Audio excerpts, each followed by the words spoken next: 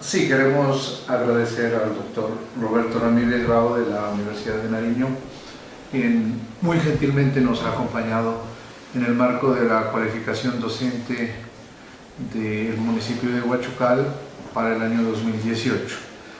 Lo hemos invitado para que participe en el periódico virtual institucional con el fin de conocer sus apreciaciones frente a este campo educativo, a la parte del sector educativo que tanto nos hace falta a nivel institucional, a nivel municipal y a nivel nacional. Doctor, muchísimas gracias por atender nuestra invitación. La primera situación que nosotros nos planteamos es que usted, de acuerdo a su experiencia, ¿cómo mira la educación colombiana frente a los retos socioculturales, políticos y económicos de nuestro país? Bueno, en primer lugar, pues, muchas gracias por pensar que podemos aportar y compartir algunas ideas para bien de la actividad académica que puedan desarrollar los profesores y administrativos de las instituciones educativas de Huachucal y conexos. En segundo lugar, frente a su pregunta, yo creo que, si bien es cierto, el sistema educativo colombiano ha avanzado en algunos aspectos, tales como, por ejemplo, pensar que el docente debe tener autonomía para el desarrollo de sus actividades académicas, también hay otros aspectos que dejan mucho que decir. En primer lugar, notamos cierta improvisación en el sistema educativo colombiano, con una cantidad de normas y de legislaciones que no se comparecen con los contextos con los cuales estamos tratando y lidiando en la actualidad. Me explico. Fíjese usted que en un tiempo para acá estamos viviendo de modas, estamos prácticamente asistiendo a esquemas educativos que no son nuestros, que son más bien importados. Lo último que se les ha ocurrido es el asunto de los derechos básicos de aprendizaje, que para mí eso es un atentado especialmente contra la multiculturalidad, contra la posibilidad de que pensemos distinto y de que nos desarrollemos cada quien como el destino nos lo forje o lo forjemos.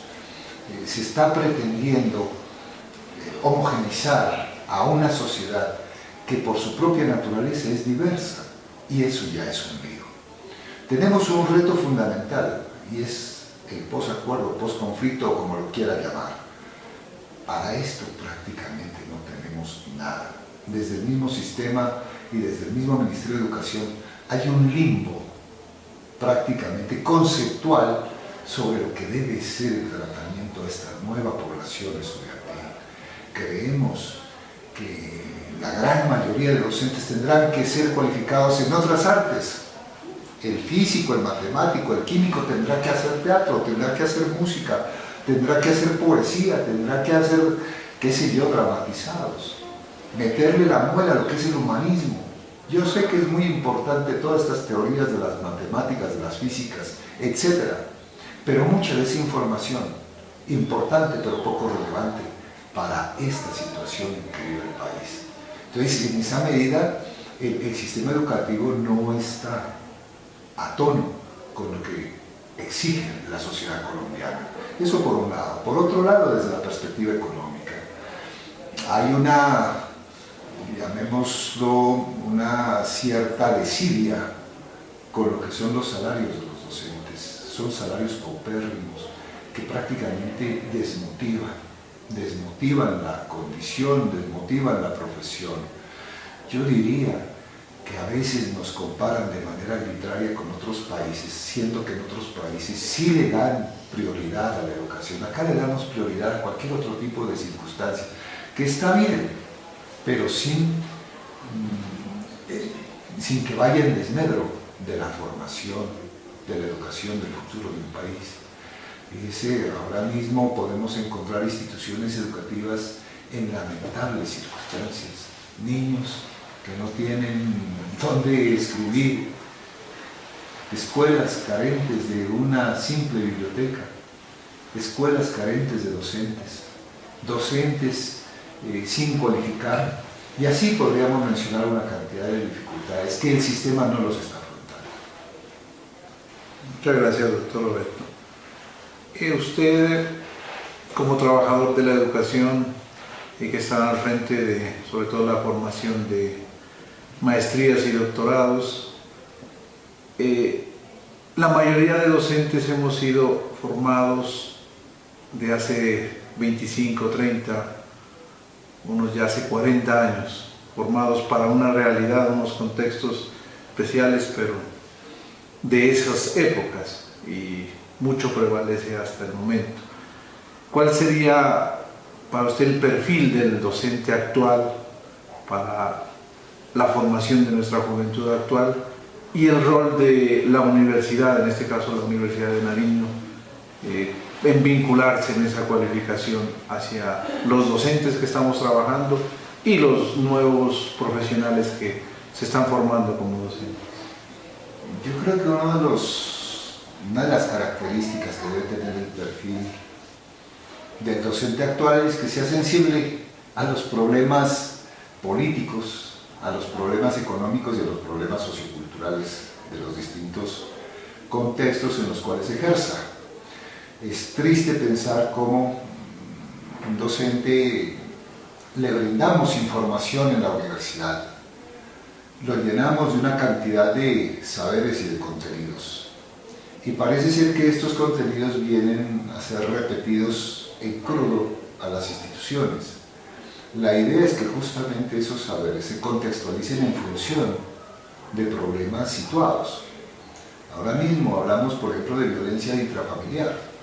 El profesor de lengua, el profesor de matemáticas, el profesor de religión y de cualquier área debe considerar como objeto de trabajo la violencia intrafamiliar. Tenemos problemas, por ejemplo, de la convivencia escolar. Creo que es un lastre que estamos cargando en todas las instituciones. Todos los profesores de todas las áreas deben considerar como objeto de trabajo en el aula escolar el problema de la convivencia escolar. A veces pensamos que decir un apodo, un sobrenombre o hacerle bullying a un chico es asunto únicamente del profesor de ética o del profesor de, qué sé yo, educación ciudadana, pero no, es un problema del de física, un problema del de matemáticas, el de química, más que otros. El de química, él tiene que saber desde su perspectiva biológica cómo decirle una palabra biológicamente afecta al otro, cómo nuestro cerebro se enreda y genera traumas a partir de determinadas palabras que escucha. A mí me gusta que me llamen por mi nombre, pero si eventualmente me dicen otro que no me corresponde, mi cerebro comienza a hervir. El profesor de química debe dar razón. ¿Qué fenómenos se generan en el instante en que yo escucho una agresión verbal? En el instante en que se me ha distorsionado mi imagen, en el instante en que seguramente se está revolcando mi condición humana. ¿Qué pasa por el cerebro de un niño? Y eso tiene explicación biológica y tiene explicación química. Todas las reacciones físico-químicas que se producen en el cerebro cuando escucho una grosería que atenta contra mi dignidad, pues lógicamente me generan ciertos comportamientos, y eso debe ser objeto de estudio, e incluso del profesor de física, como lo he dicho. El de física tiene que decir qué tipo de reacción físico-química se generó en el cerebro para que usted produzca un comportamiento en el instante en que escuchó una grosería. Entonces fíjense que la convivencia escolar no es potestativo de un sujeto en particular, es potestativo de todos los docentes. Entonces el perfil de ese docente es un perfil multifacético, un perfil que asume particularmente la problemática social en todas sus características económicas, políticas y culturales. Lo político es un problema que a veces se lo atañe a profesores sociales. Todo el proceso de manipulación que hacen nuestros gobernantes, eso efectivamente lo tiene que asumir el profesor de sociales, pero también lo tiene que asumir el profesor de lenguaje, pero también lo tiene que asumir el profesor de matemáticas. Cuando hablamos de tablas de verdad, casualmente hoy miremos a ver cuáles son las mentiras, las premisas mentirosas que se generan en estos discursos de los politiqueros y cómo se apoderan de determinados eslóganes para manipular. Esas son premisas falsas que hay que analizarlas en una tabla de verdad. Tabla de verdad que a veces no tiene sentido ni razón de ser para el estudiante cuando se le explica como se le ha explicado dentro de las matemáticas. Entonces, este maestro es un maestro que, en primer lugar, tiene una formación amplia. Una formación, no quiero decir experto en todas las áreas, simplemente en un área, pero esa área la ha convertido en el centro de llegada de distintos conceptos, de distintos contenidos, de distintas disciplinas. Es decir, hace formación interdisciplinaria, formación multidisciplinaria. Yo estoy plenamente convencido que la inteligencia no se mide por la cantidad de saberes que uno tenga, sino fundamentalmente por la cantidad de relaciones que puede identificar entre los saberes. De tal manera que tengo claro que todo se relaciona con todo, sin excepción. Todo se relaciona con todo. Y en esa perspectiva, la misión de este docente debe ser auscultar estas relaciones, auscultar, discernir sobre esas relaciones. Esa tiene que ser nuestra tarea. Entonces, ese perfil sí requiere de formación multidisciplinaria, requiere de un estudiante, de un docente estudioso y un lector consuetudinario. Doctor, y finalmente, instituciones como Genaro León y demás acá de municipios pequeños, y sobre todo instituciones de carácter público, se está afrontando la dificultad que un número significativo de docentes, digamos, no ha querido o no ha podido abandonar la educación por contenidos.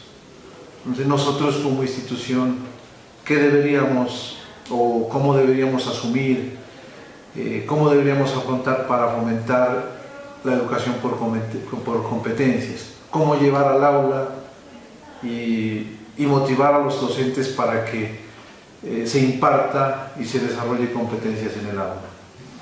Yo creo que el docente hace falta cualificación.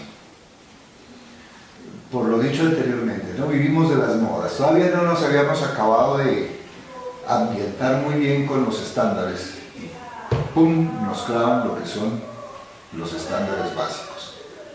Pero adicional a ello viene otro concepto, mallas curriculares. Yo le garantizo que no es un docente está más perdido que el relajo, por llamarlo de alguna forma. Incluyendo las mismas directivas, tienen enredos conceptuales, tienen enredos metodológicos. ¿Por qué? Porque este tipo de procedimientos y de metodologías ideados en determinada universidad por un equipo está mirando una realidad desde su ciudad, desde la ciudad, desde del contexto muy inmediato, pero no está mirando una realidad nacional. La realidad nacional es muy compleja, supremamente disímil, y en esa medida lo que hemos hecho finalmente, o lo que han hecho, es enredar más al docente. Yo creo que el asunto de las competencias son válidas en la medida en que el docente entienda que es una competencia y él ya tenga las competencias. Entonces, por eso yo lo que les sugiero a los administrativos, miren, preparemos a los docentes, formémoslos bien en lo poquito que saben, formémoslos bien, no les aumentemos más cosas. Hay un principio constitucional que hoy justamente lo hablábamos con los docentes. El principio constitucional dice: formar a un estudiante crítico, creativo y reflexivo. Luego está la ley 115, que lo vuelve a insistir. Y luego en la misma ley señala la autonomía institucional. Yo lo que les digo es, miren, no se apeguen tanto a la ley es puramente interesante, pero si la podemos rebasar, mucho mejor. No nos quedemos abajo de la ley, y siempre supeditados a la norma. Más bien, ¿cómo rebasamos para que la norma sea mejor? Y si es viable que logremos un estudiante crítico, que produce historia, que crea historia, pues hemos logrado, sin necesidad de haber conocido a raja tabla lo que puede ser el estándar o lo que puede ser la competencia, el concepto como tal, sino más bien la práctica como tal. Si yo necesito desarrollar la expresión oral en el aula de clase, no necesariamente me tengo que apegar al estándar. Yo lo puedo desarrollar de otra manera y voy a llevar el caso típico. El problema actual de la juventud. ¿Cuál es uno de los problemas actuales? Es el desarraigo total. No quieren el pueblo al que viven, no quieren la familia que tienen, no quieren la institución que tienen, mejor dicho, no quieren a nadie. Quisieran haber nacido en Estados Unidos, ser hijos de Michael Jackson, tener dinero todo el que quieran. Eso es un desarraigo total. El desarraigo puede ser objeto y pretexto de análisis para desarrollar la competencia oral. Pero no únicamente desarrollo la oralidad como tal, sino lo que estoy desarrollando allí es la capacidad de crítica y de reflexionar sobre quién soy yo. Si me hago entender, no es la competencia. El ministerio nos dice a través de desarrolle la competencia comunicativa oral. Vale, listo. Pero lo que yo estoy haciendo es algo más trascendental. Estoy tratando de desarrollar la competencia argumentativa oral, pero desde una perspectiva crítica y de poder reflexionar y decidir sobre la misma. No únicamente enseño a hablar, enseño a pensar y obviamente a actuar. Entonces, en esa medida trasciendo la competencia. No me quedo en el estándar, sino que trasciendo el estándar. Ahora, en pueblos como estos, donde la multiculturalidad es a flor de piel, tenemos 3 resguardos. A mí sí me gustaría que pensemos cómo están viendo la vida, y el futuro, y el presente, y el pasado, cada uno de los resguardos. Ayer ponía un ejemplo, la vaca. Para Huachucal la vaca es prácticamente un pretexto de economía en todo sentido. Pero miremos a ver qué es lo que dicen los hindúes con la vaca. Miremos qué dijeron los egipcios sobre la vaca. Pero no nos vamos tan lejos, miremos qué es lo que están diciendo los de aquí de Tufino. Según ellos, dentro de poco, esto va a ser un desierto. Esto prácticamente se va a convertir en una tierra tan árida por la erosión que causa la vaca. Según ellos, la vaca ha sido la que está prácticamente acabando con el agua y acabando con la tierra. Pero fíjense, sí, hay otra versión. Al estudiante lo impulso a que desarrolle la competencia comunicativa oral, pero lo impulso fundamentalmente a que piense sobre lo que dice. Entonces, en esa perspectiva, trasciendo la noción de competencia. O otra competencia, la argumentación. Perfecto. Voy a enseñar a argumentar, le voy a enseñar qué es una tesis, qué es una premisa, qué es un desarrollo, cuáles son los tipos de argumentos y cómo se llega a una conclusión. Perfecto. Pero para ello voy a tomar un problema social. ¿Cuál es el problema social que tenemos nosotros? Permanentemente hemos sido manipulados por unos gobernantes. Y voy a hacer análisis del discurso político, del discurso maquillado, de ese discurso que manipula y de ese discurso que constriñe, obstruye y sobre todo oprime. Entonces, en ese momento, sí, enseño a argumentar, enseño la competencia argumentativa, pero fundamentalmente le he enseñado a pensar y a reflexionar sobre quién es y dónde está y qué es lo que están haciendo con él. Entonces, es eso más o menos. Las instituciones tendríamos que proyectarnos hacia allá. Las clases que yo hago en la Facultad de Educación con los estudiantes es simplemente, ¿qué ocurre con el discurso amoroso? ¿Qué es lo que se está diciendo usted? Como novio o como novia. ¿Qué dice cuando novio? Mi vida, mi sol. Obviamente son unas verdaderas metáforas que terminan siendo un tanto disparatadas. Eres mi sol. Pero veamos después de un año de casado qué es lo que está ocurriendo. Si sigue siendo el sol, si sigue siendo la luna y si sigue diciéndole que sin ella se muere. Pero lo más curioso es que cuando se genera la violencia, la chica resiste y no es capaz de denunciar, porque el tipo, después de que la cascada le dice que es sol, que es luna, no denuncia, y sigue resistiendo hasta que la mata. Entonces fíjense, allí pongo un problema real, pero para enseñar a argumentar. Entonces, no es al contrario, el contenido para ver la realidad, no, sino ver la realidad para ver el contenido. Es más o menos al revés. Lo que normalmente hacemos en la escuela es, aquí está el contenido. Ahora si usted verá, si por allá afuera se encuentra algo que se parezca a lo que le dije aquí. Sirve de algo. ¿Sí? Entonces la pretensión es distinta. Vamos con esta realidad que está allá afuera, traigámosla acá y a ver qué contenidos fabricamos con esta realidad. Si es el caso de fabricar, no, porque es entre comillas. Yo diría, ¿qué contenidos surgen? ¿Qué contenidos es susceptible generar? Porque a lo mejor la ciencia que estamos planteando es una ciencia que no nos está prácticamente beneficiando en nada. Enseñamos tantas cosas inútiles. Yo les hago una pregunta a los docentes. Todos estudiamos matemáticas y física. Física o matemáticas. A ver, ¿qué tanto recordamos? ¿Qué tantas categorías recordamos de física? Y yo creo que después de 5 categorías quedamos exhaustos. Todos vimos qué era la trigonometría. Todos vimos lo que era en química. ¿Quién no aprendió la tabla periódica? Creo que a todos, por obligación, tabla periódica.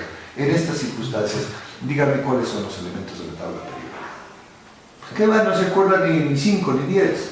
O dígame el peso atómico del oxígeno, que se lo hicieron de repente. Pues no se acuerdan. ¿Para qué le ha servido la tabla? Exactamente, exactamente. Entonces, hay una cantidad de información que nos han proporcionado que no tiene sentido. Y en esa medida, yo sí diría a los administrativos, pensemos, repensemos el norte de la institución y qué es lo que hace falta más en esta pequeña sociedad, de Huachucal o de Cumbal o de qué sé yo, cualquiera de la sociedad, qué es lo que nos está haciendo falta y sobre esa base apuntemos. Y si los derechos básicos de aprendizaje nos sirven para eso, bueno, pues bienvenidos serán. Pero si no nos sirven, hagamos un tamiz de eso y miremos exactamente con lupa, con anzuelo, saquemos lo que sea más viable. Eso sería mi planteamiento, profesor. Doctor Roberto, mil gracias por sus aportes tan significativos y aprovechar también para agradecer el habernos aceptado y vinculados a este proceso tan importante que es de la cualificación docente. Es mi deber y ahí estamos para servirle cuando ustedes estimen. Mil gracias. Con gusto. Muchas gracias.